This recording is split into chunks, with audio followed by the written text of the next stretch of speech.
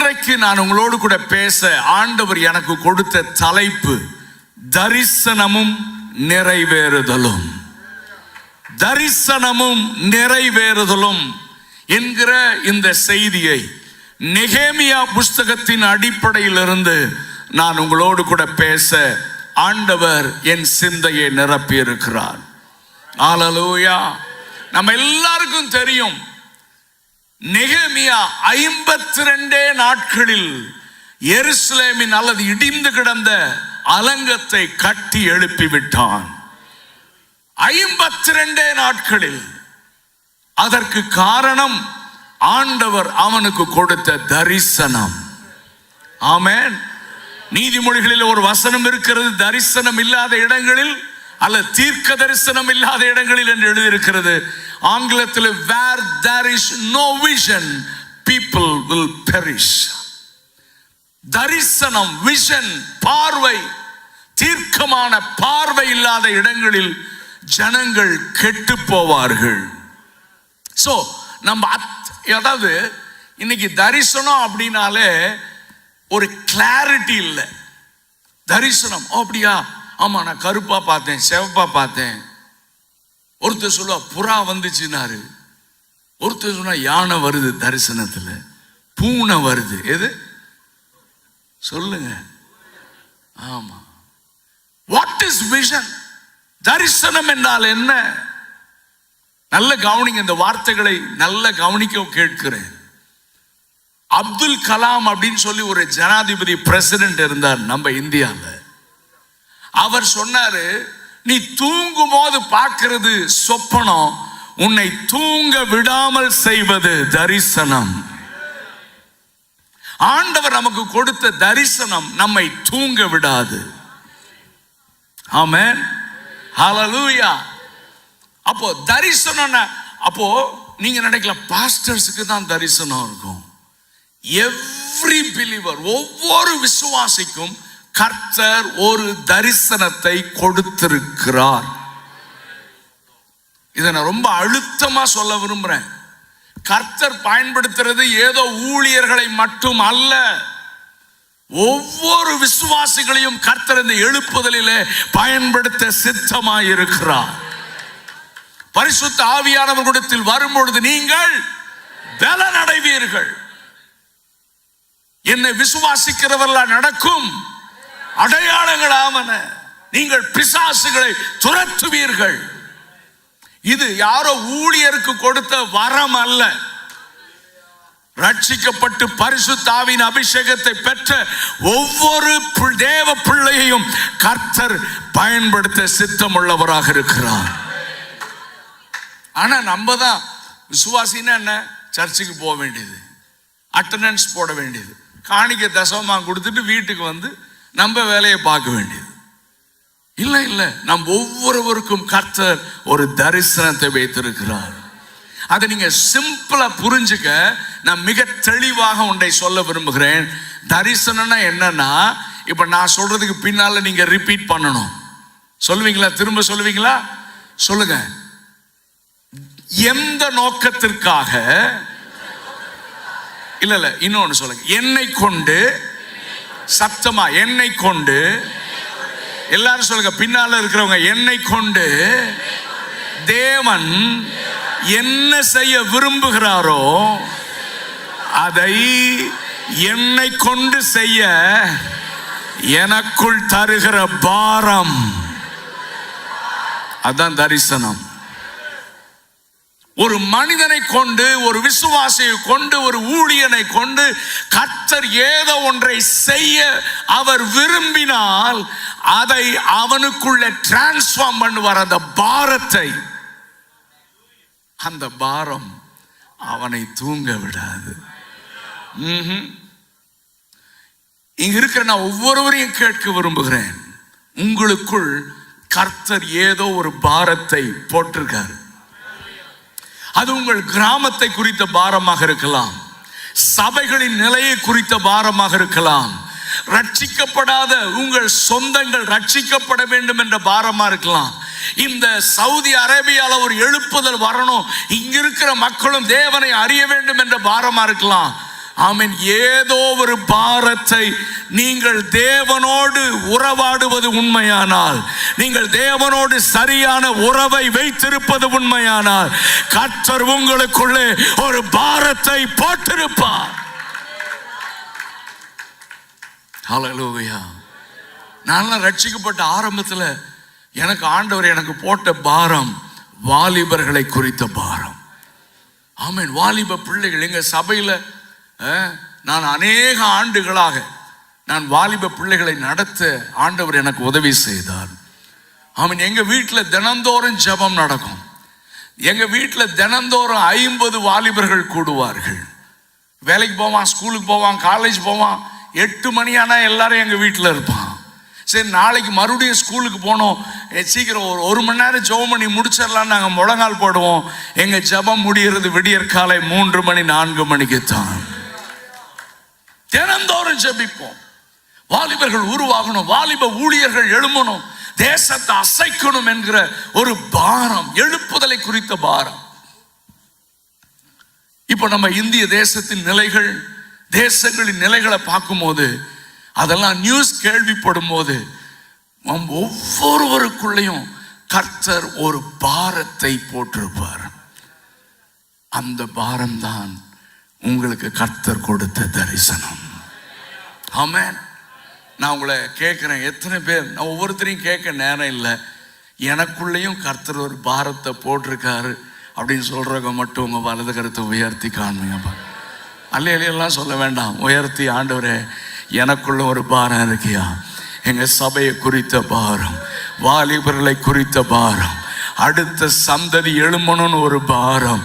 ஆண்டவரே, இந்தியாவிலே நடக்கிற அக்கிரமங்கள், அடையாளங்கள், ஐயோ ஆண்டவரே இதுக்கு ஒரு முற்றுப்புள்ளி வரணும். ஆண்டவரே, செத்து போன சபைகளுக்குள்ளே ஜீவன் வரணும். ஆமென். தேவனை விட்டு வழி விலகி போன ஜனங்கள் திரும்ப தேவன் அண்டையில சேரணும், ஒரு பாரம். அப்ப கவனிங்க, இங்க இருக்கிற அத்தனை, அதாவது யாரெல்லாம் தேவனோடு நெருங்கின உறவை வைத்திருக்கிறார்களோ அத்தனை பேருக்குள்ளும் அந்த பாரத்தை கர்த்தர் வைத்திருக்கிறார். சிம்பிள். நீங்க தேவனோடு நெருங்க நெருங்க அவருடைய பாரம் என்னுடைய பாரமாக மாறிவிடும். அவர் எனக்குள்ளதை டிரான்ஸ்ஃபர் பண்ணிடுவாரு. இன்னைக்கு ரொம்ப ஸ்பெசிஃபிக்காக அந்த காமன் மீட்டிங்கில் கர்த்தர் இந்த வார்த்தையை சொல்ல ஒவ்வொரு தனிப்பட்ட விசுவாசியும் இதை புரிந்து கொண்டு, அப்ப பாரம் அதுதான் தரிசனம். ஓகே, இங்க இருக்கிற அத்தனை பேருக்குள்ள தரிசனம் இருக்கிறது. ஆனால் அதை நிறைவேற்ற நெகேமியா என்ன செய்தார், அதை நாம் செய்யணும். அப்போ அந்த பாரத்தை எனக்குள்ள கர்த்தர் கொடுத்திருக்கிறார் உண்மையானா, அந்த தரிசனத்தை நிறைவேற்ற கர்த்தர் வேற யாரையும் பயன்படுத்த மாட்டாரு, உங்களையே கர்த்தர் பயன்படுத்த போகிறார். ஆமென். I want to encourage you this morning. உங்களைத்தான் கர்த்தர் பயன்படுத்துவார், உங்களை பயன்படுத்துவார். ஹல்லேலூயா. சோ இந்த நெகேமியா 52 நாட்களில் முடித்தான். ஆனால் அதற்கு எத்தனை மாதங்கள் அவன் ஜெபித்தான் தெரியுமா? 4 மாதங்கள் அவன் ஜெபித்தான். நீங்க நெகேமியா 1:1 வாசித்தீங்கன்னா 20ஆம் வருடம் கிஸ்லேயு மாதம் என்று எழுதப்பட்டிருக்கிறது. நெகேமியா 2ஆம் அதிகாரம் 1ஆம் வசனம் வாசித்தா என்ன எழுதப்பட்டிருக்கிறது? நிசான் மாதம். இது ரெண்டுக்கும் இடைப்பட்ட காலங்கள் 4 மாதங்கள். 4 months. 4 into 30 எத்தனை? 120 நாட்கள் நெகேமியா ஜெபித்தான். 52 நாட்களில் கட்டி முடித்து விட்டான். ஆனா இன்னைக்கு ஜெபம் இல்லாமல், விலைக்கரையம் செலுத்தாமல் நான் தரிசனத்தை நிறைவேற்றுவேன் என்று எழும்பினால் நீங்கள் தோல்வி அடைந்து விடுவீர்கள். ஜெபம் இல்லாமல் ஒருவனும் ஒன்றையும் செய்ய முடியாது. ஜெபிக்கிறவன் மட்டுமே சாதிப்பான். ஜெபிக்கிறவன் மட்டுமே தேசத்தை அசைக்கிற, தேசங்களை அசைக்கிற பாத்திரமாக மாறிவிடுவான். ஹல்லேலூயா. நீங்க இதை மறந்துடக்கூடாது. என்னை கொண்டு, மறுபடியும் சொல்லுங்க, என்னை கொண்டு தேவன் என்ன செய்ய விரும்புகிறாரோ அதை என்னை கொண்டு செய்ய எனக்குள் தருகிற பாரம், அதுதான் தரிசனம். நெகேமியாவுடைய ஜெபத்தை 4வது வசனம் ஐந்தாவது அதிகாரம் 19வது வசனம், 6வது அதிகாரம் 19வது வசனம், 13, 14 இதெல்லாம் வாசித்தீங்கன்னா நெகேமியாவுடைய ஜெபம், அதே போல தானியேலுடைய ஜெபம், இதெல்லாம் நமக்கு ரொம்ப முன்மாதிரியான ஜெபங்கள். நல்ல கவனிங்க. ஒரு ஆண்டவர் உங்களை பயன்படுத்தணும்னா 3 காரியம் நடக்கும், 3 காலங்கள். அதை நான் மோசேயுடைய வாழ்க்கை குறித்து சொல்றேன். மோசேயுடைய வாழ்நாள் எத்தனை வருஷம்? எல்லாரும் பேசணும். 120 வருஷம். அதை 3ஆக பிரித்தால் 40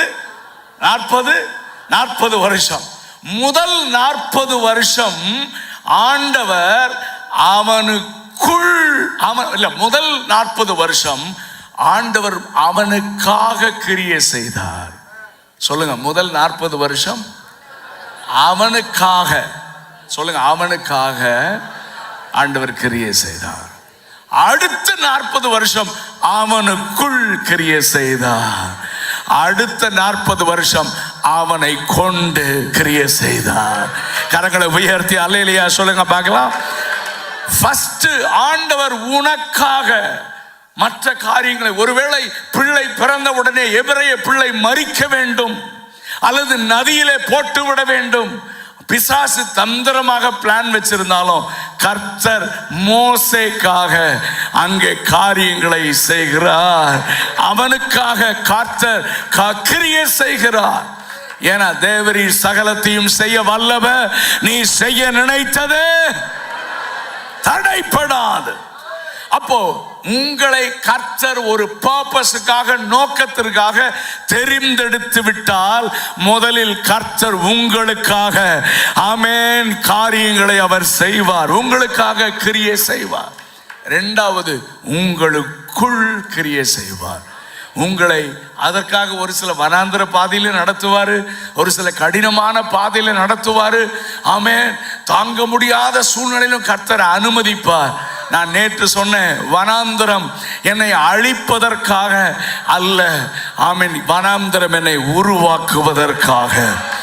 என்னை கொண்டு கர்த்தர் செய்ய வேண்டிய காரியத்தை என்னை கொண்டு செய்து முடிக்க கர்த்தர் என்னை உருவாக்குகிறார். மோசேயை கர்த்தர் உருவாக்கினார். மூணாவதாக, அவனை கொண்டு.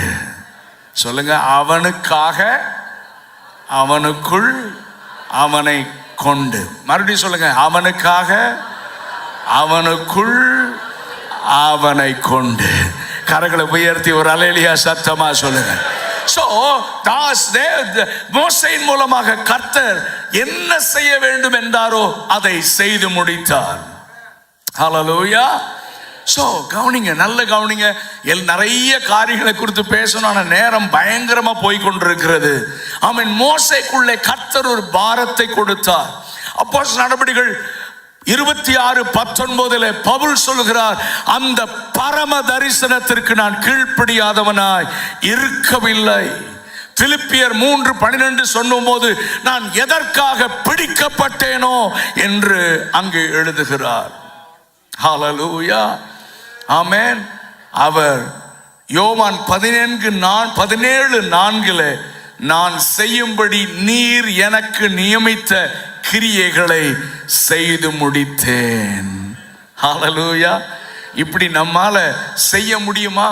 தேவ சித்தத்தை நாம் செய்ய முடியுமா? ஆமென். உங்கள் குடும்பத்தில் கர்த்தர் உங்களை பயன்படுத்த சித்தம் உள்ளவராக இருக்கிறார். உங்க ஊர்ல, கிராமத்துல உங்களை கர்த்தர் பயன்படுத்த சித்தம் உள்ளவராக இருக்கிறார். நீங்க வேலை செய்யற கம்பெனியில கர்த்தர் உங்களை கொண்டு கிரியை செய்ய சித்தம் உள்ளவராக இருக்கிறார். ஆமென். நீங்க அதை ஃபைண்ட் அவுட் பண்ணணும், அதற்கு முழுமையாக உங்களை ஒப்பு கொடுக்கணும். என்னை கொண்டு நீர் எதை செய்ய விரும்புகிறீரோ அதை என்னை கொண்டு. என்னுடைய ஜெபம் என்ன தெரியுமா? ஆண்டவர் சம்டைம்ஸ் பைபாஸ் பண்ணிடுவாரு. ஆண்டவர் நிறைய நேரத்துல பைபாஸ் பண்ணி போயிடுவார். ஏன்? அவருடைய சித்தத்திற்கு என்னை முழுமையாக ஒப்பு கொடுக்காமல் நான் காலதாமதம் செய்து கொண்டிருந்தால் ஆண்டவர் என்ன பின்னாலேயே வருவாரு, சொல்லிட்டே இருப்பாரு, இன்னைக்கு எழும்புவான், நாளைக்கு எழும்புவான்னு பார்த்து கொண்டே இருப்பார். ஆனால் நான் தேவ சித்தத்தையோடைய அவசரத்தையோ நான் புரிந்து கொள்ளாமல் இருக்கும்போது கர்த்தர் வேற யாராவது எழுப்பிடுவாரு. அதைத்தான் மொர்தெகாய் எஸ்தரை பார்த்து சொல்றான், இந்த காலத்திற்காகத்தான் கர்த்தர் உனக்கு இந்த மேன்மையை கொடுத்திருக்கிறார்.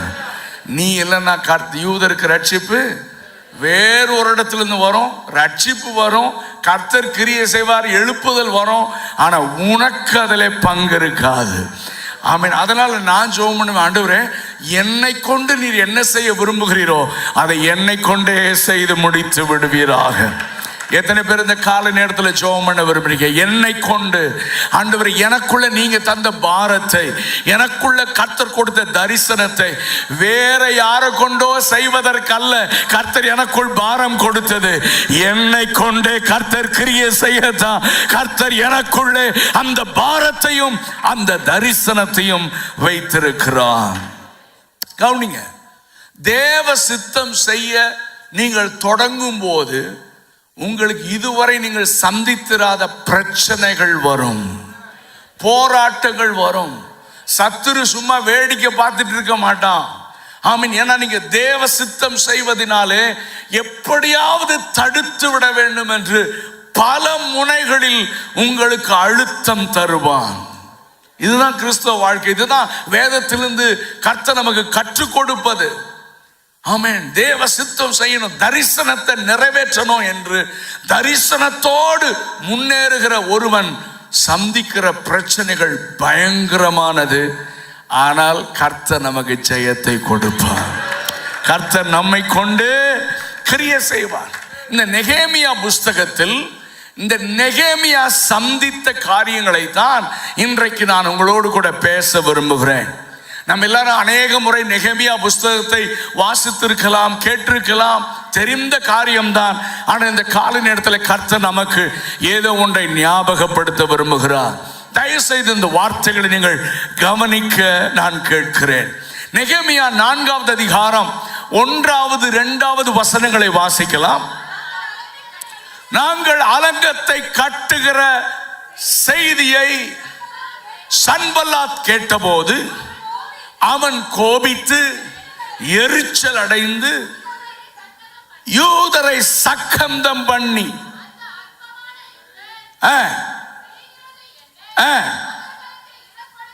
சரி நல்ல கவனிங்க, நீங்க இன்னைக்கு என்னை கொண்டு கர்த்தர் செய்யதான் எனக்குள்ள இந்த பாரத்தை வச்சிருக்காரா அப்படி நீங்க கண்டுபிடிச்சிட்டீங்க. ஓ, அதுதான் தரிசனமா? நான் தரிசனம்னா என்னமோ நினைச்சிட்டு இருந்தேன். ஆனா இன்னைக்கு என் மைண்ட்ல கிளியர் பிக்சர் வந்துருச்சு. என்னை கொண்டு கர்த்தர் என்ன செய்ய விரும்புகிறாரோ அதை என்னை கொண்டே செய்ய எனக்குள்ள ஒரு பாரத்தை கர்த்தர் கொடுத்திருக்கிறார். நேற்று தினத்தில் பா சாம்கிட்ட அவங்க பேசிட்டு இருக்கும் போது அவங்க பள்ளியாடியில் சர்ச்சை கட்டினதை குறித்து சொன்னாங்க. ஆண்டவர் ஒரு பாரத்தை போட்டாரு, நமக்கு தூக்கம் அவுட்டுன்னாரு. ஹலோ, இந்த மாதிரி இங்க இருக்கிற தேவ ஊழியர்கள், தேவதாசர்கள் எல்லாரும் சொல்ல முடியும். எல்லாம் தரிசனத்தை பிடித்து கொண்டுதான் ஊழியத்தை ஆரம்பித்தார்கள். கர்த்தர் கொடுத்த தரிசனம். ஆமென். நான் உன்னை கொண்டு செய்ய போகிற காரியம், உன்னை கொண்டு நான் தேசத்தில் ஏதோ ஒன்றை செய்ய விரும்புகிறேன் என்று பாரத்தை போட்ட பொழுது, அதை பலிபீடத்தில் வைத்து ஜெபித்த பொழுது, அந்த தரிசனத்தை நிறைவேற்ற வேற யாரையும் கர்த்தர் எழுப்ப சித்தமா இல்லை. கர்த்தர் அவர்களை கொண்டே செய்ய அவர் சித்தமுள்ளவராக இருந்தார். இவனா என்று சொன்னார்கள். தாவீது அவருடைய மாம்சத்தின்படி தகப்பனாகிய ஈசாய் சகோதரர்களுக்கு அப்பமும் காரியங்களும் கொடுத்து அனுப்பும் பொழுது அவன் அங்கே வந்து பார்த்த பொழுதுதான் தெரிந்தது, எங்க அப்பா அனுப்பல, என்னை அபிஷேகித்தவர் இங்கே கொண்டு வந்திருக்கிறார். ஹல்லேலூயா. ஆமென். நான் தாவீதை குறித்து பேசும்போது சொல்லுவேன், தாவீதுடைய 3 விதமான ஓட்டங்கள். ஒன்று, அவன் இஸ்ரவேல் சேனைக்குள் ஓடினான். சொல்லுங்க, இஸ்ரவேல். ஆமா, இஸ்ரவேல் சேனை என்பது சபை. நமக்கு முதலாவது ஒரு ஓட்டம், சபைக்குள் கர்த்தர் ஒரு ஓட்டத்தை வைத்திருக்கிறார். சபைக்குள்ள உண்மையா ஓடினா கர்த்தர் எதிரியின் சேனைக்குள் உன்னை ஓட வைப்பார். நல்ல ஒரு அல்லேலூயா சத்தமா சொல்லுங்க பாப்போம். ஆமென். விசுவாசிகள் முதல் நீங்கள் ஓட வேண்டிய இடம் எது? சத்தமா சொல்லுங்க. சபையை விட்டு அல்ல, சபைக்குள். இந்த தாவீது இஸ்ரவேல் சேனைக்குள் ஓடினான். தாவீது, ஏன்டா நீ ஓடுறன்னா, எங்க அப்பா ஓட சொன்னாரு, நான் ஓடினேன். எதுக்கு ஓடுற? எங்க அப்பா என்கிட்ட கொடுத்தத என் சகோதரருக்கு பகிர்ந்து கொடுக்க நான் ஓடுகிறேன். ஒரு அல்லேலூயா சத்தமா சொல்லுங்க. சரி, இப்ப தாவீது இரண்டாவது ஓட்டம் எங்கே ஓடுகிறான்? எதிரியின் ராணுவ தண்டையில் போறான், பெலிஸ்திய சேனைக்குள் ஓடுகிறான். தாவீது இப்ப யாருமே ஓட சொல்லலையே. இப்ப யாரு உன்னை ஓட சொன்னது? யாரும் ஓட சொல்லலையே. ஓடுறவன் எல்லாம் கூடாரத்துக்குள்ள உட்கார்ந்து இருக்கான். ராஜா யோனத்தான் எல்லாம் கூடாரத்துக்குள்ள உட்கார்ந்து இருக்கான். இப்போ முதல் கேட்டா அப்பா ஓட சொன்னார்னு, இப்ப ஏன்டா ஓடுறேன்னா, இப்ப தாவீது என்ன சொல்லுவான் தெரியுமா? இப்ப நான் ஓடல, எனக்குள்ள இருக்கிற அபிஷேகம் என்னை ஓட வைக்கிறது. உன்னை கொண்டு கர்த்தர் உன்னை செய்யணும்னு விரும்பிட்டார்னா உன்னை கர்த்தர் ஓட வைப்பார், எதிரியின் சேனைக்குள் ஓட வைப்பார். மூன்றாவது, தாவீது பெலிஸ்தர் அண்டையில் ஓடி அவன் தலையை வெட்டினான். ஏன் தெரியுமா? செத்து போன சபை அப்பதான் எழும்பி வந்தது. ஹல்லேலூயா. So listen carefully. ஆண்டவர் என்னை கொண்டு ஏதோ ஒன்றை செய்ய விரும்புகிறார், அதை நம்மை கொண்டு செய்ய கர்த்தர். அப்போ உங்களுக்கு பிரச்சனை வரும். இப்படி தாவீது அங்கே ஆண்டவர் நான் வந்ததற்கு முகாந்திரம் இல்லையா என்று கேட்கும் பொழுது அவருடைய சொந்த அண்ணமாரே அவனை டிஸ்கரேஜ் பண்ணாங்க. என்ன பண்ணாங்க சொல்லுங்க? எல்லா ஊர்லயும் இந்த அண்ணமார் இருப்பான். நிறைய டியூப்லைட்டுக்கு புரியல. கர்த்தர் யாரையாவது எழுப்பினார்னா ஒரே தட்டா தட்டி உட்கார வைக்க எல்லா இடத்துலயும் இந்த அண்ணமார் இருப்பான். ஹலோ, ஆமா. அடுத்தது பார்த்து அண்ணமார, எனக்கு ஆங்கிலத்தில் ஒரு வேர்டு எனக்கு ரொம்ப பிடிக்கும். David ignored his brothers. I love that word. உங்களை கர்த்தர் எழுப்பும் போது இந்த தாவீது அண்ணமார் மாதிரி நிறைய பேர், நீ எங்கடா எழுப்புதல், வேலையை பாரல, நீ என்ன எழுப்புதல் சும்மா ஏதோ கேட்டு வந்திருக்க, உன்னை கொண்டு கர்த்தர். நாங்கெல்லாம் இருக்கிறோம், நாங்கெல்லாம் சீனியர்ஸ். இது எல்லா ஊர்லயும் இருக்கு. Senior junior. நான் சீனியர், நீங்கெல்லாம் சொல்லுங்க. ஆண்ட சொல்ல, முந்தினோர் பிந்தினோர் ஆயிடுவான், பிந்தினோர் முந்தினோர் ஆயிடுவான். கர்த்தர் யாரை எந்த நேரத்தில் நம்ம அற்பமா நினைக்கிற ஒரு சிலரை கர்த்தர் எழுப்பி தன்னுடைய திட்டத்தை அவன் நிறைவேற்றி விடுவார். ஆமே. தடையா இருந்தா சவுல அப்படி தள்ளிட்டு தாவீதை கொண்டு வந்துடுவார். நான் திரும்ப நான் தீர்க்க தரிசனமா சொல்றேன், இந்த சீசன் அநேகரை தள்ளி அநேக தாவீதுகளை கர்த்தர் எழுப்பி தம்முடைய சித்தத்தை நிறைவேற்ற அவர் தீவிரம் காண்பிக்கிறார். God is in urgency. அவர் எழுப்புதல் அவசரத்தின்படி பரிசுத்த ஆவியானவர் கிரியை செய்கிறார். நல்ல கவனிங்க, நல்ல கவனிங்க. இந்த அண்ணமார ஜமாளிச்சிட்டான். அங்க பார்த்தா சீனியர் பாஸ்டர் உட்கார்ந்து இருக்கார். யாரு சொல்லுங்க சார்? சவுல் உட்கார்ந்து இருக்கார். அவரு சொல்ற, அவர் வாயிலிருந்து விசுவாச வார்த்தையே வராது. தம்பி உன்னால முடியாது. அவர் சொல்றார், அவனை பாரு, அவன் தலையை பாரு, அவன் கிட்டத்தட்ட சரித்திர ஆசிரியர்கள் சொல்றாங்க ஒரு 14 அடி இருப்பான், 13, 14 அடி இருப்பான்னு சொல்றாங்க. அவ்வளவு பெரிய ஆள் நிற்கிறான். ஆமென். இந்த அபிஷேகத்தை இழந்தவன் பார்வையும் கெட்டு போயிடும். ஆவிக்குரிய பார்வை அவனுக்கு சொல்லுங்க போயிடும். இந்த சிம்சோன் பண ஆசையினாலே கண்ணு போச்சு. என்ன ஆசை? பாலாக் ராஜா பணத்தையும் வெள்ளியும் வச்சு தங்கத்தை வச்சு காமிக்கிறான். இவன் கேட்கிறான், ஆண்டவரே இந்த ஊழியத்துக்கு போட்டுமான்னு கேட்கிறான். ஆண்டு சொன்ன, மரியாதையை போய் என்ன செய், வேலை செய், மரியாதையை போடா. அவன் பாலாக் ராஜா மறுபடியும் தங்கத்தை அடுக்கி, எப்பா வாயா வந்து ஊழியம் செய்யா, இந்த ஜனத்தை சபிக்கணும்னு கூப்பிடுறான். இப்ப மறுபடியும் போய் பர்மிஷன் கேட்கிறான். ஆண்டவர் மாறுவாரா? சொல்லுங்க, சத்தமா சொல்லுங்க. மாற மாட்டார் தானே? ஆனா 2வது டைம் கேட்டப்போ பர்மிஷன் கொடுத்துட்டாரு. என்ன நியாயம் சொல்லுங்க? ஏன் கொடுத்தாரு? பேசுங்க. ஏன் கொடுத்தாரு? ரெண்டாவது டைம் இவர் பர்மிஷனே கொடுக்கலனாலே இவன் போயிருப்பான். புரியுதா? விளங்குதா உங்களுக்கு?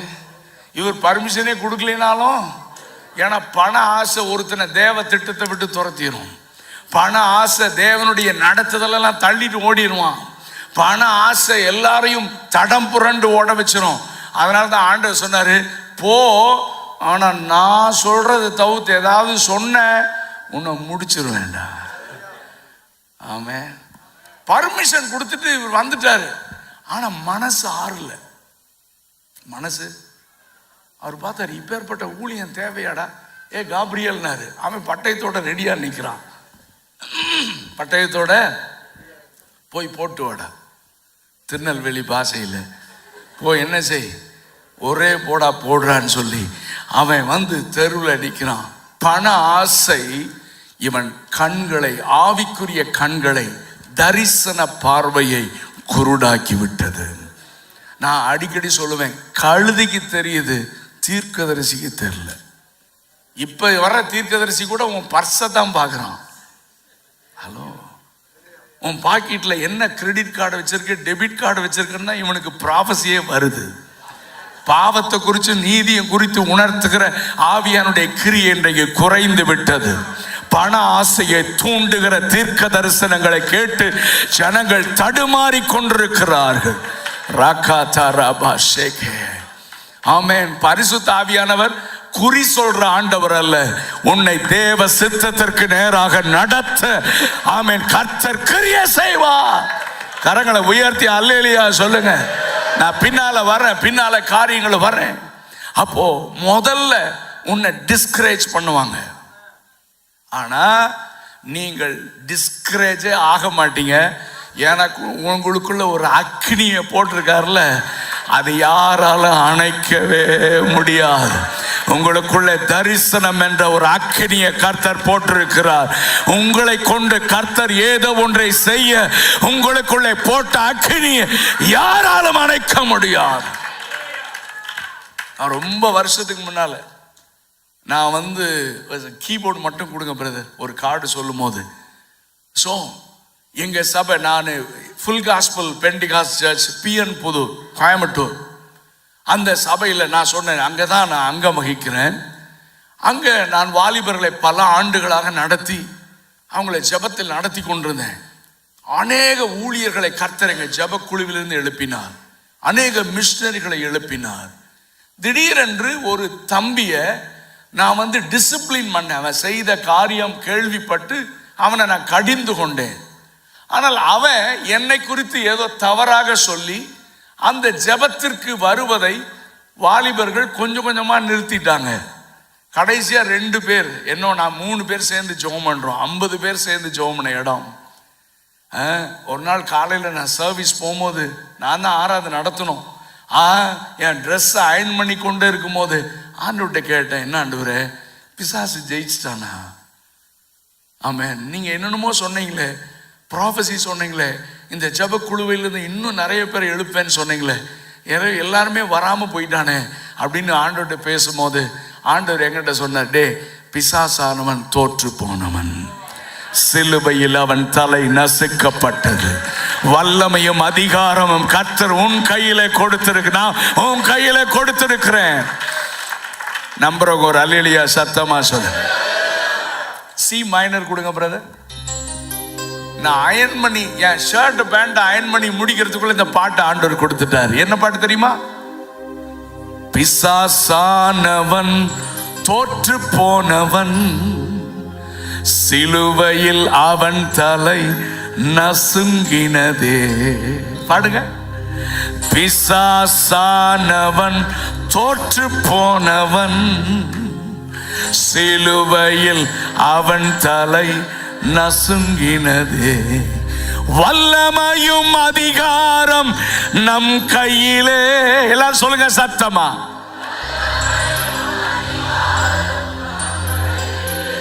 சிலுவையிலே இயேசு நமக்கு தந்தார்.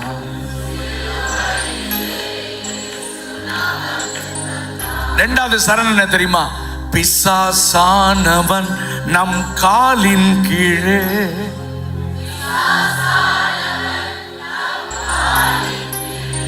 தேவ பிள்ளை மேல் அவனுக்கு அதிகாரம் இல்லை. ஒன்று சேர்ந்து நாம் இயேசுவை துதிக்கும் போது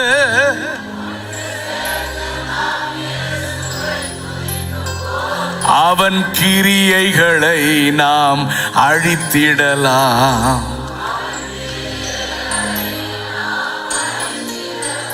இப்ப நான் சொல்றது ரொம்ப முக்கியம். பிசாசானவன் பொய்யன் தானே, அவனின் வார்த்தைகள் நம்ப வேண்டாம். சத்தியாவி நமக்குள்ளே, மறுபடியும் சொல்லுங்க எல்லாரும் சேர்ந்து, சத்தியாவி சகலமும் போதித்து நடத்திடுவார். கடைசி சரணம் ரொம்ப முக்கியம். ஆவியானவர் என் மேலே இருக்கிறார்,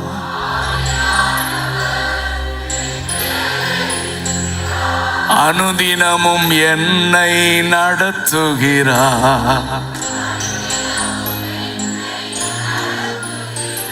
பரிசுத்த அக்கினி எனக்குள்ளே, திரும்ப சொல்லுங்க எல்லாரும் சேர்ந்து, Come on again, மறுபடியும் சொல்லுங்க,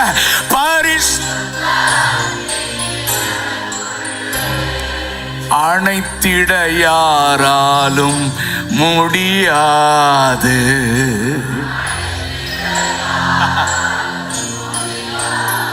எத்தனை பேர் விசுவாசிக்கிறீங்க? எனக்குள்ள கர்த்தர் போட்ட அக்கினியை யாரால அணைக்க முடியாதுன்னு.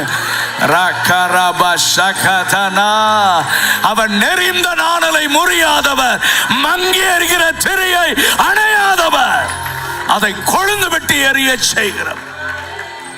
அதனாலதான் ஃபாதர் பெர்க்மன் பாட்டுல எனக்கு ரொம்ப பிடிக்க பாட்டு, எரிந்து கொண்டே இருப்பேன். ஹல்லேலூயா. Thank you brother, thank you. உட்காருங்க. அப்போ எனக்குள்ள போட்ட அக்கினி தாவீதை டிஸ்கரேஜ் பண்ணா, சவுல் டிஸ்கரேஜ் பண்ணா. ஆனா அவனுக்குள்ள போட்ட அக்கினியை அணைக்கவே முடியல. அவன் போனா ஒரே அடி, கோலியாத் கீழே விழுந்தான். அவனை கொண்டு கர்த்தர் என்ன செய்ய விரும்பினாரோ அதை அவனை கொண்டே செய்து முடித்தான். ஹல்லேலூயா. மூன்றாவதாக, வெளியிருந்து வருகிற பரியாசங்கள், சோர்வு, பிரச்சனைகள், இதெல்லாத்தையும் அவன் மேற்கொள்ள இந்த அதிகாரத்துல இடையில நெகேமியா ஜெபித்தான். எங்கள் தேவனே, இவன் ஆரம்பம் ஜெபமாக இருந்தது, போராட்டம் வந்த பொழுதும் ஜெபித்தான். நான் உங்களுக்கு சொல்றேன், உங்க குடும்பத்தை குறித்து கர்த்தர் ஒரு திட்டம் வைத்திருக்கிறார். உங்க பிள்ளைகளுடைய வாழ்க்கையில கர்த்தர் ஒரு பெரிய திட்டத்தை வச்சிருக்கிறார். நான் சொல்றேன், பிசாசு அதை கெடுக்க முடியாது, பிசாசு அதை தடுக்க முடியாது. உங்களை கொண்டு, உங்கள் குடும்பத்தை கொண்டு, உங்கள் பிள்ளைகளை கொண்டு கர்த்தர் என்ன செய்ய நினைத்திருக்கிறாரோ அதை அவர் செய்து முடிக்க அவர் வல்லமை உள்ளவர். அவர் வழுவாதபடி நம்மை காக்கிறவர், தம்முடைய மகிமையுள்ள சன்னிதானத்தில் கொண்டு போய் நிறுத்துகிற வரைக்கும் நம்மை கைவிடாதிருக்கிற தேவன். ஆமென். நீங்க அறிக்கை செஞ்சுட்டே இருக்கணும், அறிக்கை செஞ்சுட்டே இருக்கணும். கர்த்தர் நடத்துவார், இதுவரையும் நடத்தினார், இனிமேலும் நடத்துவார். ஜெபம் பண்ணணும், நீங்க ஜெபம் பண்ணணும். இதை ரொம்ப நான் நேற்று சொன்னேன், இன்னைக்கு சொல்றேன், நீங்கள் ஜெபம் பண்ணணும். சும்மா பிரதர் ஜெபம் பண்ணிக்கோங்கன்னு சொல்லிட்டு நீங்க உட்கார்ந்துருந்து இப்படி சோம்பேறி கிறிஸ்தவனா மாறக்கூடாது.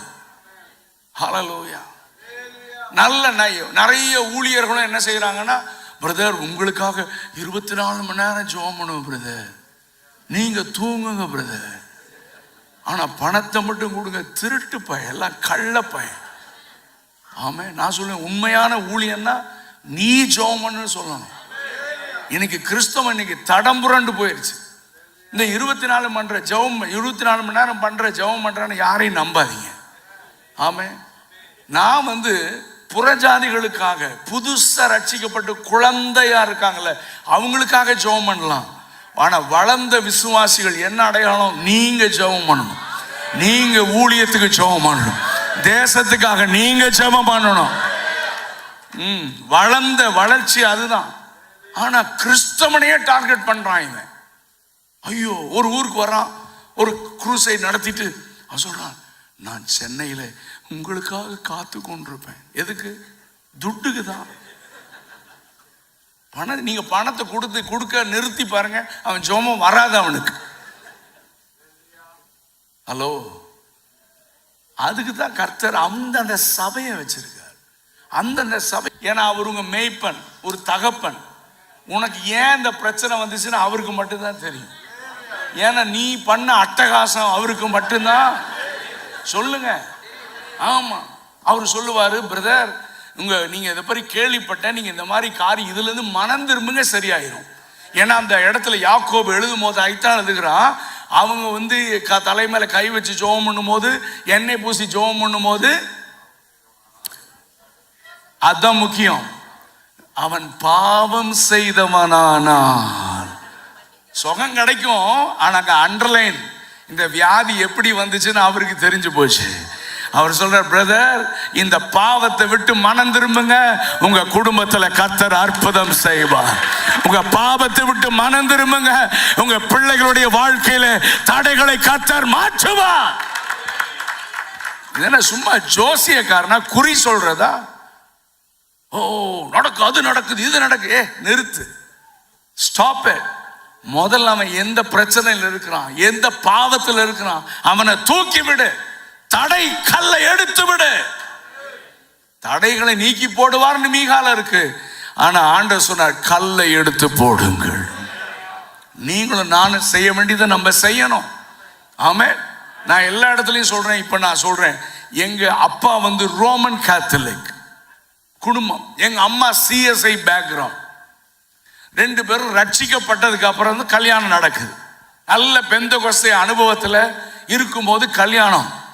அதுக்கப்புறம் நாங்கெல்லாம் பிறந்தோம். ஐயோ, எங்க வீடு மிலிட்ரி மாதிரி தான். எங்க அப்பா காலையில 5 மணிக்கு குடும்ப ஜெபத்துக்கு எழுப்பிடுவாங்க. 1 மணி நேரம் 1.5 மணி நேரம் நடக்கும். ஹலோ, நீங்க குடும்ப ஜெபம் பண்றீங்களா? பார்க்கறத பார்த்தா ஒரு மாதிரியா இருக்கு. சரி, 1.5 மணி நேரம் ஜெபம். எங்க அப்பா அதுல பிரசங்கமே பண்ணுவார். அப்போ நம்ம சின்ன வயசு, தூங்கி உளுந்தா ஒரு தடி வச்சிருப்பாரு, ஒரு பெரம்பு அடிச்சார்னா அன்னைக்கு ஃபுல்லா தூக்கம் வராது, ராத்திரி கூட வராது, அப்படி அடி. அப்புறம் கவனிங்க,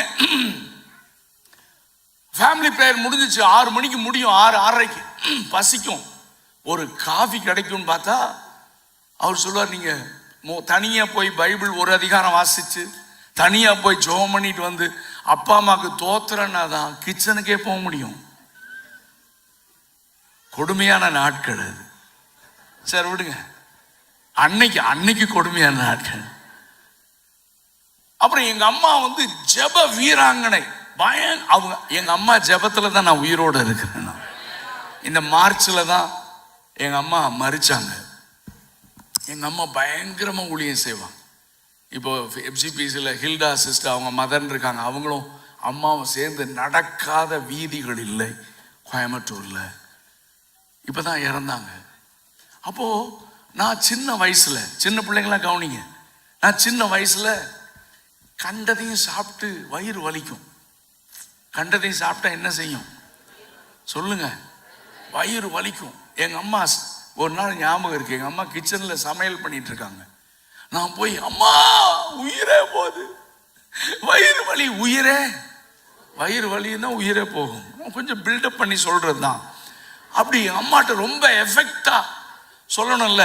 இல்ல, எங்க அம்மா நல்ல ஞாபகம் இருக்கு, கரண்டி எடுத்து திரும்பினாங்க. திரும்பி என்ன தெரியுமா சொன்னாங்க? டேய் தம்பி, நீ ஏதாவது அக்கிரமம் பண்ணி இருப்படா, போய் அறிக்கை செஞ்சு ஜெபம் பண்றா, சரியாயிரும்.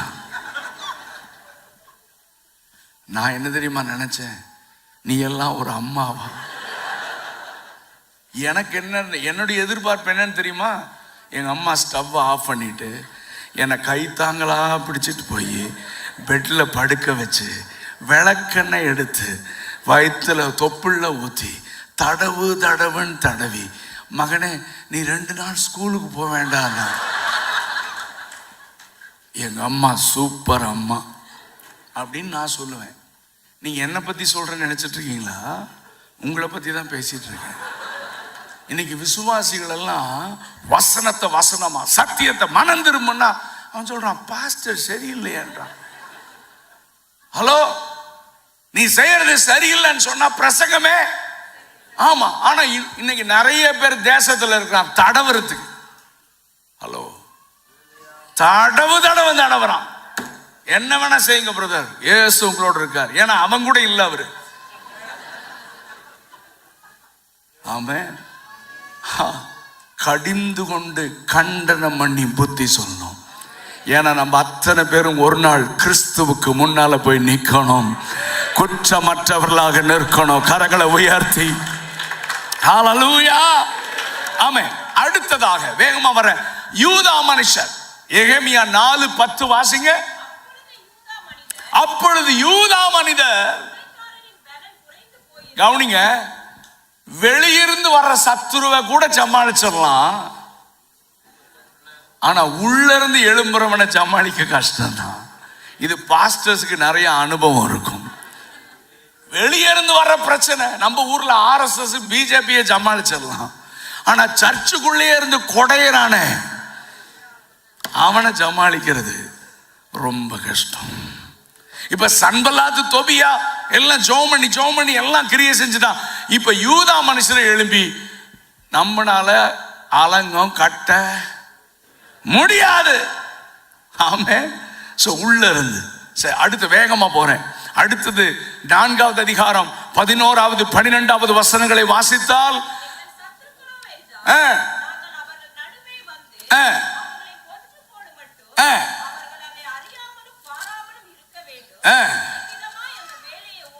இவ்விதமா எங்கள் வேலையை ஓய பண்ணுவோம் என்று வாசிங்க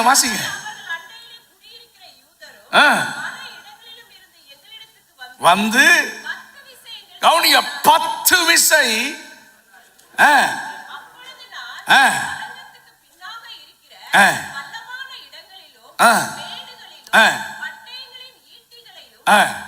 சரி, நல்ல கவனிங்க. எல்லாத்தையும் வாசிக்க நேரம் இல்லை. உன்னை கொண்டு செய்ய வேண்டிய திட்டத்தை தடுக்க இப்பொழுது சத்துரு யுத்தம் பண்ணுகிறான்.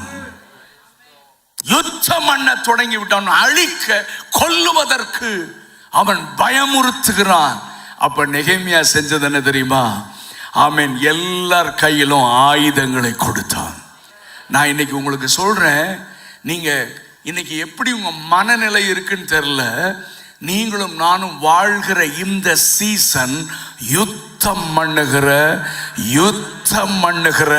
ஒரு காலத்தில் நீங்களும் நானும் வாழ்கிறோம். சும்மா ஆசீர்வாத பிரசங்கங்களை கேட்டு மயங்கி இருக்காதீர்கள். நீங்களும் நானும் யுத்தம் பண்ண வேண்டிய நேரத்தில் நாம் வந்திருக்கிறோம். கரங்களை உயர்த்தி அல்லேலூயா சொல்லுங்க பார்க்கலாம். இதை புரிந்து கொள்வதற்கு சங்கீதம் 110 பாங்க.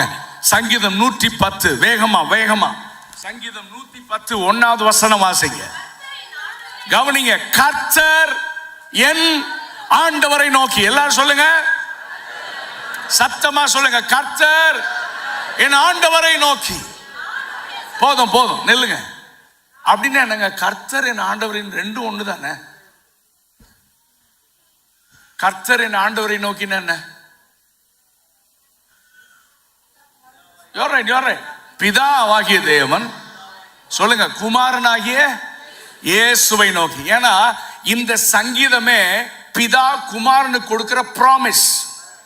2வது சங்கீதம் பிதா குமாரனுக்கு கொடுக்கிற ப்ராமிஸ். இப்போ பிதாவாகிய தேவன் குமாரனாகிய இயேசுவை நோக்கி வாசிங்கள். நான் உம்முடைய சத்துருக்களை உமக்கு பாதபடி ஆக்கி போடும் வரைக்கும் சரி, இந்த அர்த்தம் எத்தனை பேருக்கு தெரியும்? ஆண் பிதாவாகிய தேவன் சொல்றாரு, குமாரனாகிய இயேசுவை பார்த்து சொல்றாரு, நான் உம்முடைய சத்துருக்களை உமக்கு பாதபடி ஆக்கி போடுவேன். இதை நீங்க யோசுவா புஸ்தகம் எடுங்க, அதை பார்த்தீங்கன்னா தான் தெரியும்.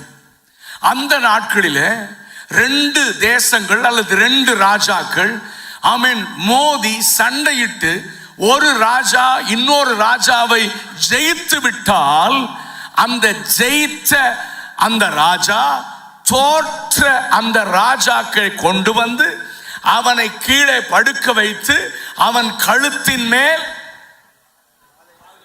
சொல்லுங்க, ஆமா, டிக்ளேர் பண்ணுவான். யோசுவாவில் அதை வாசிக்கிறோம். யோசுவா அங்கே 5 ராஜாக்களை ஜெயிக்கிறான்.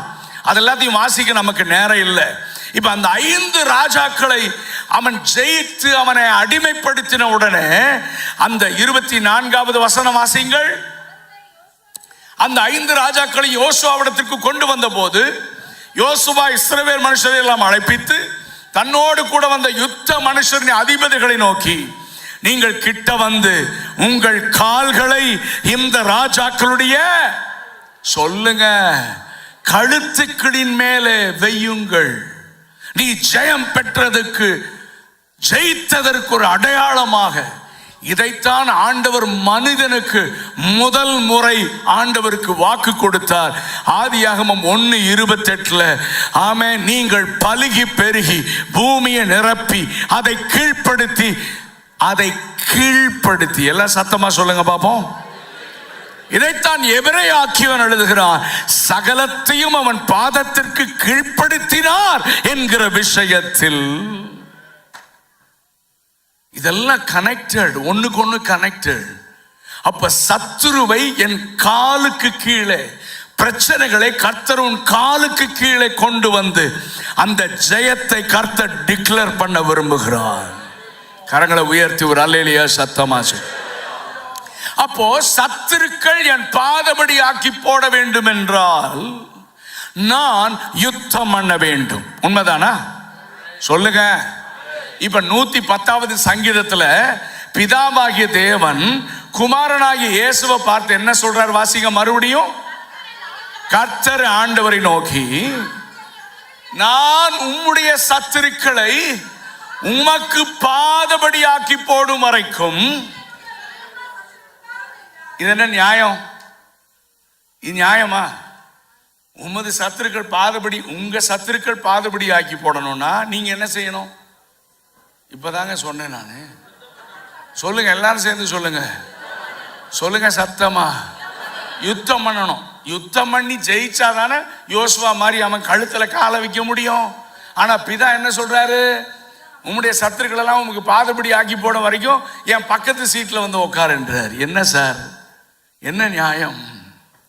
அதை சொல்லிட்டு 3வது வசனத்துல சொல்றார் பாருங்க.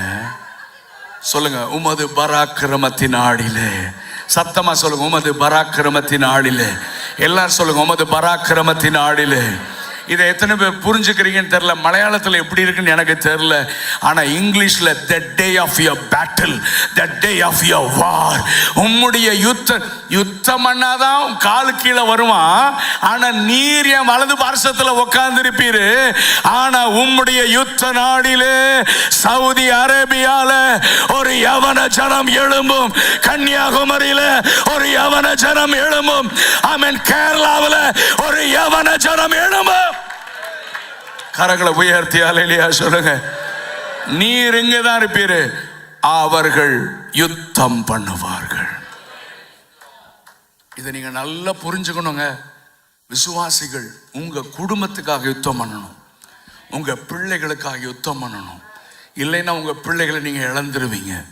உங்க குடும்பத்து மேல வைத்த கர்த்தருடைய நோக்கம் நிறைவேறாமல் போக பிசாசு தடுப்பான். இந்த நெகேமியா அங்க சொல்றான், நம்ம எல்லார் கையிலும் ஆயுதங்களை கொண்டு வைப்போம். எல்லார் கையிலும் ஆயுதத்தை கொடு. எல்லார் கை வேலை நிற்க கூடாது. தரிசனம் நிறைவேறதை எவனாலும் தடுக்க முடியாது. கர்த்தர் நம்ம யுத்தம் பண்ண அழைத்திருக்கிறார். உலகத்தில் இருக்கிறவனிலும் எனக்குள் இருக்கிறவர் பெரியவர். ரபா ரகா தரபா ஷகதனா.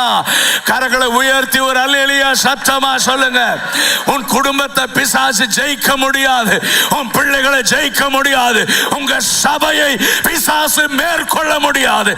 ஆண்டவர் சொன்னார், நான் என் சபையை கட்டுவேன், பாதாளத்தின் வாசல்கள் அதை மேற்கொள்ளாது. ஏன்னா ஜெயமோ நமக்குரியது. ஜெய கிறிஸ்து முன் செல்கிறார், ஜெயமாக நடத்துவார். இன்னைக்கு உங்க தனிப்பட்ட வாழ்க்கையில உங்க பரிசுத்தத்தை காத்துக்கொள்ள யுத்தம் பண்ண வேண்டும். தாவீது என்ன தெரியுமா சொன்னா, இந்த கோலியாத்தை எடுத்தோன்னே வீழ்த்துற நினைக்காத. நான் தனியா இருக்கும் போது பிசாசு வந்தான், சிங்கம் மாதிரி வந்தான், கரடி மாதிரி வந்தான். ஆனா தேவன் எனக்குள் இருந்ததினால என் தனி வாழ்க்கையில ஜெயித்து விட்டு தான் இன்றைக்கு கர்த்தர் இந்த இடத்திற்கு கொண்டு வந்திருக்கிறார். நான் உங்களை பார்த்து சொல்கிறேன், தனி வாழ்க்கையில யுத்தம் பண்ணி ஜெயிக்காத எவனையும் கர்த்தர் சபையிலே பயன்படுத்த மாட்டார், தேசத்திலே பயன்படுத்த மாட்டார். ஓ ஹalleluya, glory to God. உன்னுடைய அந்தரங்க வாழ்க்கையில பிசாசு உன்னை வீழ்த்த பார்க்கிறான். அப்பா இல்ல, அம்மா இல்ல, சொந்தக்காரங்க எல்லாம் இல்ல, நான் இன்னொரு தேசத்துக்கு அடிமையா வந்திருக்கிறேன். இப்ப எஜமான் எல்லாத்தையும் நம்பி கொடுத்திருக்கிறார். இப்ப மெதுவா பிசாசு எஜமானி மூலமாக உன் வாலிபத்தின் பரிசுத்தத்தை கெடுக்க, ஆமென், வேசித்தன விபச்சார ஆவியிலே உன்னை விழ வைக்க, உன்னை கொண்டு கர்த்தர் யோசேப்புக்கு கொடுத்த தரிசனத்தை அங்கேயே புதைத்து விட உனக்கு சோதனைகளை கொண்டு வந்தார். ஆனால் யோசேப்பு ஜெயித்தான். யோசேப்பு அந்த இச்சைக்கு விரோதமாக அவன் யுத்தம் பண்ணினான். பிரதர், இங்க இருக்கிற எத்தனை பேர் உங்க மொபைல் போனை ஜெயிச்சிருக்கிறீங்க? கர்த்தருடைய ஆவியானவர் சொல்லுகிறதை காதுள்ளவன் கேட்க கடவன். ஏதோ இங்க வந்து ஆசீர்வாத பிரசங்கம் பண்ண நான் வரல, கர்த்தர் சொல்ற வார்த்தையை சொல்ல வந்திருக்கிறேன். நீ இங்க பண்ற அட்டகாசம் உன் குடும்பத்தில் பிசாசு தலை விரித்து ஆடுகிறான். உங்க பிள்ளைகளுடைய வாழ்க்கையில தலை விரித்து ஆடுகிறான். ஒண்ணு சொல்றேன், ஆமென். நீ எத்தனை ஊழியக்காரங்கிட்ட எத்தனை லட்சக்கணக்கான பணத்தை அனுப்பி ஜெபம் பண்ணாலும் உன் குடும்பத்தில் அற்புதம் நடக்காது, உன் பிள்ளைகளுடைய வாழ்க்கையில விடுதலை வராது. இன்றைக்கு உன்னை கீழே விழச் செய்து உன்னை பரிசுத்த குலைச்சலாக்குகிற பாவத்திற்கு விரோதமாக இன்றைக்கு நீ யுத்தம் பண்ணினார். கர்த்தர் உன்னை விடுதலையாக்குவது மட்டுமல்ல, ஓ ரபா ஷகதரமா, அதே நேரத்தில் கர்த்தர் உன் குடும்பத்தில் தன்னுடைய வல்லமையான கிரியை வெளிப்படுத்துவார். உன்னை தனி அறையிலே வேசித்தன விபச்சார ஆவியினாலே உன்னை வீழ்த்த அவன் யுத்தம் பண்ணி கொண்டிருக்கிறான். இந்த சீரியஸ்னஸ் தெரியாம பாவத்தில் விழுந்து பாவத்தை தண்ணீரை போல குடிச்சிட்டு வந்து பரிசுத்தரேன்னு பாடுறது, வந்து ஆராதிக்கிறது, மற்றவங்களுக்கு முன்னால பரிசுத்தமானவனா காண்பிக்கிறது. அதனுடைய இன்னைக்கு நான் இங்க உட்கார்ந்து இருக்கும் போது கர்த்தர் ஒரு காரியத்தை எனக்கு உணர்த்தினார்.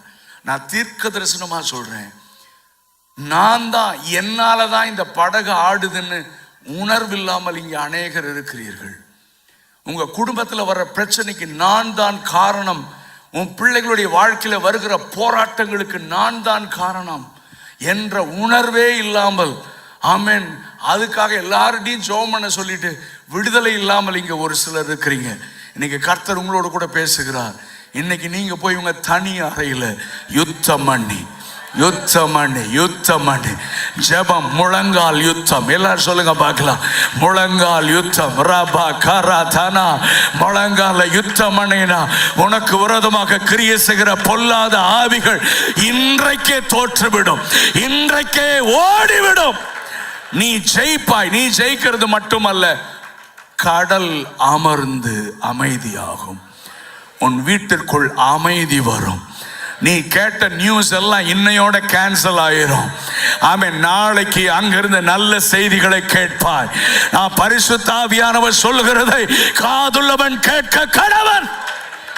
ரபா ரகா தனமா. இந்த நெகேமியா ஆமென் அவன் யுத்தம் செய்ய வைத்தான். இன்னைக்கு சபை ஜனங்களை யுத்த வீரர்களாக மாற்றத்தான் ஊழியர்களை கர்த்தர் அழைத்திருக்கிறார். ஆனா இன்னைக்கு சோசியல் மீடியால உங்களை யுத்த வீரரா இல்ல, உங்களை என்ஜாய் பண்றவங்களா, உலக ஆசைகளை தூண்டி விட்டு, பண ஆசையை தூண்டி விட்டு, ஆமென் அவனும் தன்னுடைய வயிற்றை நிரப்புகிற பிரசங்கங்கள் தான் இன்னைக்கு ஏராளம். கர்த்தருடைய ஆவியானவர் சொல்லுகிறார், நீங்க ஒவ்வொருவரும் யுத்த புருஷனாக மாற வேண்டும். ஆமீன். உனக்காக, உன் பிள்ளைகளுக்காக நீ யுத்தம் பண்ணணும், உன் குடும்பத்துக்காக யுத்தம் பண்ணணும். உன்னை வந்து தாக்கி உன் பரிசுத்தத்தை கெடுக்க, உன் அந்தரங்க வாழ்க்கையில தீட்டுப்படுத்த வந்திருக்கிற பிசாசுக்கு விரோதமாக நீங்கள் எதிர்த்து நின்று உங்கள் வாழ்க்கையை பரிசுத்தத்தின் மேல் பரிசுத்தம் அடைய ஆமென் நீங்கள் யுத்தம் பண்ணினார். கர்த்தர் உங்களை கொடுத்து செய்ய வேண்டியதை உங்களை கொண்டே செய்து முடிக்க கர்த்தர் உண்மை உள்ளவராக இருக்கிறார். கரங்களை உயர்த்தி வேகம் அவர் அல்லேலூயா சொல்லுங்க பாப்போம். இன்னும் 2 காரியத்தை வேகமா சொல்லி முடிச்சிடுறேன். அடுத்த பிரச்சனை நெகேமியா 6:2 அவன் என்ன சொல்றான் பாருங்க. நெகேமியா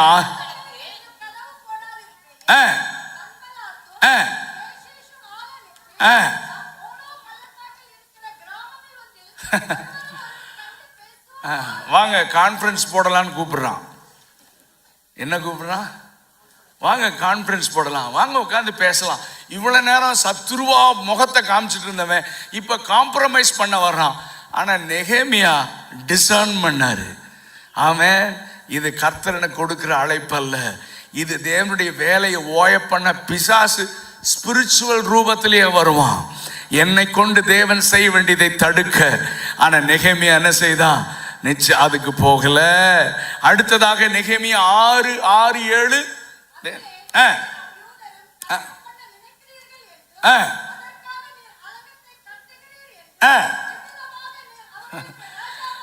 கவனிங்க. இப்ப துர்ச்செய்தி பரப்புறான். கவனிங்க.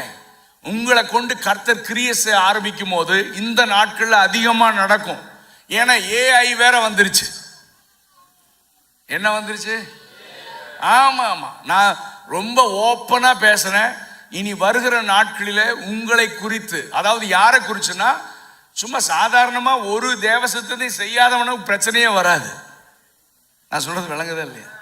தேவ திட்டத்தை நிறைவேற்றாம ஜாலியா வந்து என்ஜாய் பண்றவன பிசாசு பார்ப்பான். இவன் நம்பாள் தான்.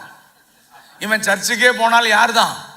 நம்பாள் தான். இவன் ஊழியம் செய்யறேன்றதாலும் இவன் நம்பாள் தான். ஏன்னா இவனால என் ராஜ்யத்துக்கு எந்த பாதிப்பும். ஆனால் தரிசனத்தையும் பாரத்தையும் பிடித்து கொண்டு என்னை கொண்டு கர்த்தர் ஏதோ ஒன்றை செய்ய விரும்புகிறார் என்று ஜெபித்து முன்னேறுகிற உன்னை தளர்ந்து போக பண்ண, நான் சொல்லட்டுமா, உன்னை குறித்து துர்ச்செய்தியை பரப்புவான். இனி வரும் நாட்கள் அதிகமா வரும். உங்க பேரை கெடுக்க, உங்க கேரக்டரை கெடுக்க துர்ச்செய்தியை பரப்புவான். நெகேமியா அப்படிதான். நீ ராஜாவாக போறியா? நான் சொல்றேன் ஆகும்னா. அவன் சொன்னான், இது உன்னுடைய மனது பிரச்சனையா, உன்னுடைய மன பிரமை அப்படின்னு சொன்னான். அடுத்தது ரொம்ப முக்கியம். இன்னைக்கு விசுவாசிகளையும் ஊழியர்களையும் சபைகளையுமே வழி தப்பி போகிறது கள்ள தீர்க்க தரிசனம். நான் சொல்றேன், இந்த நாட்களில் எந்த வரம் இருக்கோ இல்லையோ, discerning spirit, the gift of discerning நமக்கு தேவை. நான் உங்களுக்கு ஒன்று சொல்லட்டுமா? இயேசு இருக்கிற எல்லா இடத்திலும் அற்புதம் நடக்கும். ஆனால் அற்புதம் நடக்கிற இடத்துல எல்லாம் இயேசு இருக்கிறார்னு சொல்ல முடியாது. நான் 2வது சொன்னது எதுக்காக புரிஞ்சுதா உங்களுக்கு? இயேசு இருக்கிற எல்லா இடத்துலையும், ஆனா அற்புதம் நடக்கிற எல்லா இடத்துலையும் சொல்ல முடியாது. தீர்க்க தரிசனம் வர்ற இடத்துல எல்லாம் கர்த்தர் இருக்கிறான்னு சொல்ல முடியாது. நமக்குள்ள ஆவியானவர் இருக்கிறாரு, நம்மை உணர்த்துவார். இது தேவனிடத்திலிருந்து வருவது அல்ல. இந்த ப்ராஃபஸி சொல்றவன் சரியில்லை, இது சரியில்லை. கர்த்தர் நம்மை பாதுகாக்க உண்மையுள்ளவராக இருக்கிறார். இந்த நெகேமியா 6ஆம் அதிகாரம் 10-14 வசனத்தை வாசித்தீங்கன்னா, ஆமென், கூலி கொடுத்து தீர்க்க தரிசனம் சொல்றான். கடைசியா இன்னைக்கு சபையை கெடுக்கிறது கள்ள தீர்க்கதரிசிகளே. ஆமேன் சொல்ல மாட்டீங்கன்னு எனக்கு தெரியும். ஏன்னா ஒவ்வொருத்தரும் ஒரு தீர்க்கதரிசி கையில் வச்சிருக்கான். ஹலோ, ஒவ்வொரு ஆளும் அந்த மீகா அங்கே ஒரு ஆசாரியன் எனக்கு வேணும்னு ஒவ்வொரு குடும்பத்துக்கும் வச்ச மாதிரி தான் இன்னைக்கு ஒவ்வொரு குடும்பத்துக்கும் ஒரு ப்ராஃபஸி வச்சிருக்கான். ப்ராஃபட்டை பாஸ்ட் சொன்னா கேட்க மாட்டான். அவருக்கு ஃபோன் பண்ணி அவர் சொல்லுவார், ஜெபம் பண்ணி சொல்லுவார். அவர் சொன்னா தான் இவன் செய்வான். ஏன்னா இவனுக்கும் ஆண்டவர் கனெக்ஷனே இல்லை. ஏங்க புரிஞ்சும் புரியாத மாதிரி இப்படி உட்காந்துருக்கீங்களே. ஏதாவது உடனே ஹலோ, ஓ நான் தெய்வத்திட்ட கேட்டு பறையா. ஏன்னா இவங்கிட்ட ஆண்டவர் பேச மாட்டார் பாருங்க. என்ன கொடுமை இல்லை? ஒவ்வொருத்தரும் ஒவ்வொரு ஆசாரியும் ஒவ்வொருத்தர் தீர்க்கதரிசியை வச்சுட்டு இன்னைக்கு தடம்புரண்டு போறீங்க. ஆமென். நான் சொல்றேன், உங்களோடு கர்த்தர் பேசுவார். எப்படி பேசுவார்? வேதத்தின் மூலமாக கர்த்தர் பேசுவார். ஒரு அல்லேலூயா சத்தமா சொல்ல. தீர்க்க தரிசனங்கள் ஆனாலும் ஒளிந்து போகும். ஆனா வானமும் பூமியும் ஒளிந்து போனாலும் இந்த வார்த்தைகள் ஒளிந்து போகாத நம்புறவங்க ஒரு அல்லேலூயா சத்தமா சொல்ல. நான் எப்பொழுதும் சொல்றேன், சபையை கட்டுறது வார்த்தையில கட்டணும். சபை எப்படி கட்டணும்? உங்க வாழ்க்கை எதுல கட்டணும்? ஆமா, ஒரு தீர்க்கதரிசியை பிடிச்சிட்டு அவர் சொல்ற மாதிரியே செஞ்சுட்டு இருந்து ஒரு நாள் படு பாதாளத்துல நீ விழுவ. இதுக்கு அல்லேலூயா சொல்ல மாட்டீங்கன்னு தெரியும். அவர் நல்ல வார்த்தையே சொல்லக்கூடாதா? நீ வசனம் என் கால்களுக்கு தீபம், என் பாதைக்கு. வசனத்தை மட்டும். அதனால்தான் மத்த 7 கர்த்தர் சொல்லுகிறார், 2 வீடு கட்டினான். ஒருத்தன் எங்க கட்டினான்? மணலின் மேல கட்டினான். ஒருத்தன் 2 வீட்டுக்கும் ஒரே பிரச்சனை தான். ஆனா ஒரு வீடு அட்ரஸே இல்லை. ஏன்னா இவன் வசனத்தை விட்டுட்டு எல்லா வழியிலையும் கட்டினான். ஆனா 2வது, நான் சொல்லிய இந்த வார்த்தைகளை ஒருவன் கேட்டு அதன்படி செய்கிறவன் எவனோ அவனே கன்மலையின் மேல் தன் வீட்டை கட்டின புத்தியுள்ள மனுஷன். எத்தனை பேர் இன்னைக்கு புத்தியுள்ள மனுஷனாக வாழ போறீங்க? கரங்களை உயர்த்தி அல்லேலூயா சொல்லுங்க. தினம்தோறும் கர்த்தர் மன்னாவை தருவார். தினம்தோறும் உனக்கு ஆலோசனையை கர்த்தர் கொடுப்பார். நான் இன்னைக்கு எத்தனை பேர் மனம் திரும்பிங்கன்னு தெரியல. இன்னைக்கு உங்க அந்த போன் எல்லாம் யாருக்கும் பண்ணாதீங்க, இவருக்கு மட்டும் பண்ணுங்க. ஆமே, ஆண்டவரை மட்டும் ஜெபம் பண்ணி பைபிளை வாசிங்க. வசனத்தை கொண்டு உங்களை நடத்துவார். ரோமர் 8:14, தேவ ஆவியானவர் உங்களை நடத்துவார். ஆமென். உங்களுக்குள்ள இருக்கிற ஆவியானவர் நடத்துவார். இந்த வார்த்தை உங்களை நடத்தும். உன் பிள்ளைகளுக்கு ஏதாவது தீர்மானம் எடுக்கணுமா? உடனே ஓடுறது. நம்மளால ஹிந்துஸ் ஜோசியக்காரன்ட்ட போறான்ல, குறி சொல்றவன்ட்ட போறான். அதனால ஊருக்கு போனன்னு ஒரு அப்பாயின்மெண்ட். லோக்கல்ல இருக்கிறவனுக்கு அப்பாயின்மெண்ட் கிடைக்காது. ஆனா சவுதியில் இருக்கிறவனுக்கு கிடைக்கும். ஹலோ, ஆமா, கன்னியாகுமரியில் நடக்கிற அட்டகாசங்கள் நமக்கு தெரியும். ஐயோ ஐயோ ஐயோ ஐயோ. ஆமே, நல்ல கவனிங்க. வேதம் என்னுடைய கால்களுக்கு தீபம். தினந்தோறும் பைபிள் வாசிங்க. தினந்தோறும் ஜெபம் பண்ணுங்க. குடும்ப ஜெபம் பண்ணுங்க. ஆமென். நீங்கள் யுத்தம் பண்ணுங்க. ஆண்டவரோடு இணைந்து நடங்க. இப்ப மறுபடியும் சொல்லுங்க, என்னை கொண்டு தேவன் என்ன செய்ய விரும்புகிறாரோ அதை என்னை கொண்டு செய்ய எனக்குள் தருகிற பாரம். ஒரே ஒரு வசனத்தை வாசித்து முடிங்க. நெகேமியா 6:15. நெகேமியா 6:15. அப்படியே அலங்கமானது 52 நாளுக்குள்ளே. கரங்களை உயர்த்தி ஒரு அல்லேலூயா சொல்லுங்க. எந்த நோக்கத்திற்காக நெகேமியாவை கர்த்தர் எழுப்பினாரோ, ஆமென், 4 மாதங்கள் ஜெபித்தான். பாரம் வந்த உடனே அந்த பாரம் ஒரு மனிதனை ஜெபிக்க வைக்கும்.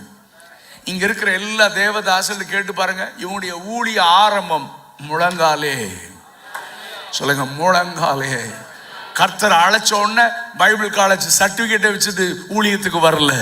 கர்த்தர் கொடுத்த பாரத்தை நிறைவேற்ற முழங்கால நின்று ஜெபித்து பரிசுத்த ஆவியான் ஒத்தாசையோடு கூட இன்றைக்கு இதுவரைக்கும் கர்த்தர் தரிசனத்தை நிறைவேற்ற உதவி செய்திருக்கிறார். உங்களுக்கு நாங்கள் ஆலோசனை சொல்றோம், பக்க வழியில போகாதீங்க, முழங்கால யுத்தம் பண்ணுங்க. வேத வசனமாகிய ஆவியின் பட்டயத்தை எடுத்து யுத்தம் பண்ணுங்கள். ஆமென் வேத வசனமாகிய ஆமென் இந்த ஆவியின் பட்டயத்தை எடுத்து உங்களுக்கு விரோதமாக, நெகேமியாவுக்கு விரோதமாக வந்த அலங்கத்தை கட்ட விடாமல், தரிசனத்தை நிறைவேற்ற விடாமல் தடுத்த எல்லா சத்துருவின் கிரிகளையும் அழித்து நீங்கள் முன்னேறி தேவ சித்தத்தை நிறைவேற்ற வேண்டும். ஒவ்வொருடைய வாழ்க்கையிலும் கர்த்தர் ஒரு சித்தம் வச்சிருக்கார். அதை செய்யாம பரலோகம் போக முடியாது. நிறைய நினைக்கிறான் ஸ்நானம் எடுத்தா பரலோகம் போயிடலாம், சர்ச்சுக்கு வந்தா பரலோகம் போயிடலாம். No no no. பரலோகத்தில் இருக்கிற என் பிதாவின் சித்தத்தின்படி செய்கிறவனை அல்லாமல் ஆமென் தேவ சித்தம் நிறைவேற எல்லாரும் கண்களை மூடி ஒப்பு கொடுக்கலாமா? எல்லாரும் கண்களை மூட நான் கேட்கிறேன். கொஞ்சம் நேரம் அதிகமாயிருச்சு. ஆமென் எல்லாரும் கண்ணை மூடுங்க பாப்போம். ஆமென். எத்தனை பேர் ஒப்பு கொடுக்குறீங்க? முழங்கால் போட முடிந்தவர்கள் முழங்கால நிற்க கேட்கிறேன். ஒரே ஒரு ஜெபம் செய்து நான் கொடுக்க விரும்புகிறேன். ஆமென். இது யுத்த நாட்கள், யுத்த நாட்கள். எனக்கு அடிக்கடி மோசே பாளையத்தில் வந்து நின்று சத்தமா கேட்கிறான், கர்த்தருடைய பட்சத்தில் நிற்கிறவர்கள் யார்? இங்கே சவுதி அரேபியா சபையை பார்த்து கர்த்தர் கேட்கிறார், கர்த்தருடைய பட்சத்தில் நிற்கிறவர்கள் யார்? கர்த்தருடைய பட்சத்தில் நிற்கிறவர்கள் யார்?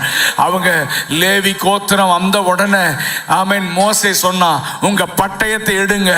அவன் உன் பட்டயத்தை எடு, உள்ள போ, வாக்குறவனெல்லாம் வெட்டுன்னு சொன்னாரு.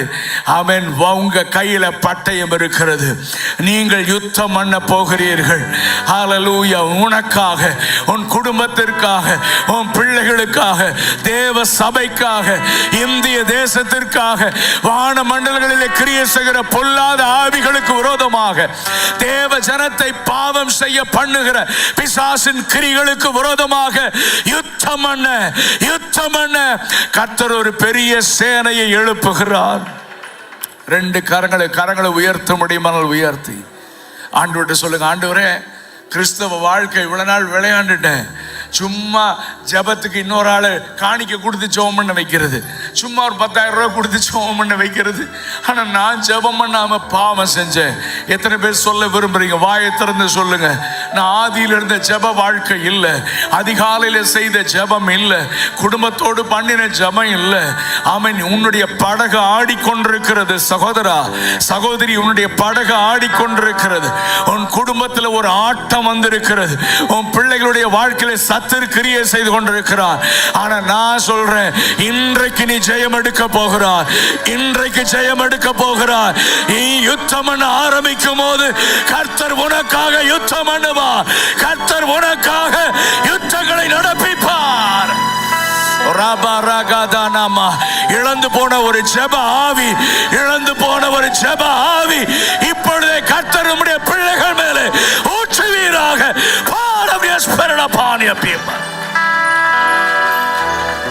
ஆண்டவரே உம்முடைய பிள்ளைகளுக்காக நான் ஜெபிக்கிறேன்ப்பா. வார்த்தை வல்லமை உள்ளது. இந்த வசனம் ஒருபோதும் வெறுமையாக திரும்பாது. ஒரு யுத்த சேனையை கர்த்தர் எழுப்புகிறார்.